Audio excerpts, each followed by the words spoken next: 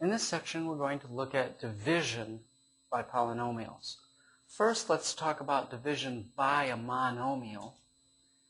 And let's look at 8x plus 10y divided by 2. Now, the division may or may not be a little more complicated than that, but we can get the process down. Whenever we see a polynomial divided by a monomial, a single term, what we want to do is break this up into its component fractions. There's going to be a separate fraction for every term in the numerator, and this denominator will remain the same throughout. So in this particular problem, we'll have 8x over 2 plus 10y over 2. And of course, that's going to give us 8 over 2 is 4x plus 10 over 2 is 5y. So we've performed this division by using the addition of fractions rule, really, to break up into separate fractions. Let's look at a more complicated example that has more in terms of polynomials in it. Let's look at 5ab squared plus 12a squared b plus a. And let's divide that all out by 4ab.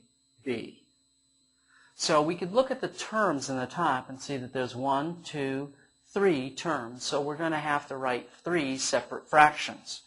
Those fractions will be 5ab squared over 4ab and 12a squared b over 4ab and a over 4ab.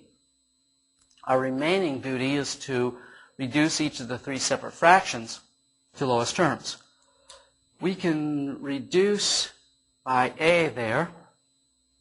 We see that there's 1 factor of b, but 2 factors here, so we'll leave 1 behind. And now that leaves us with 5b over 4 for our first fraction. Then we'll look here and we'll see that 12 and 4 have a common factor of 4, leaving behind a 1 and a 3.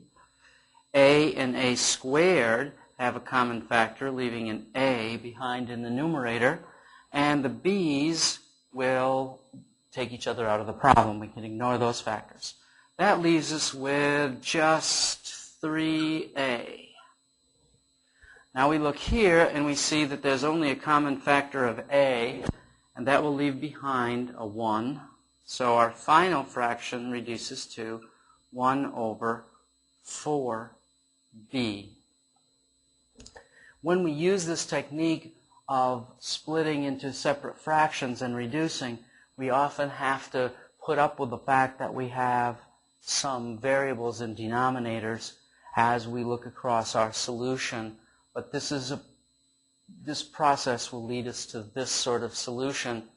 Next, we'll look at how we divide polynomials by other polynomials.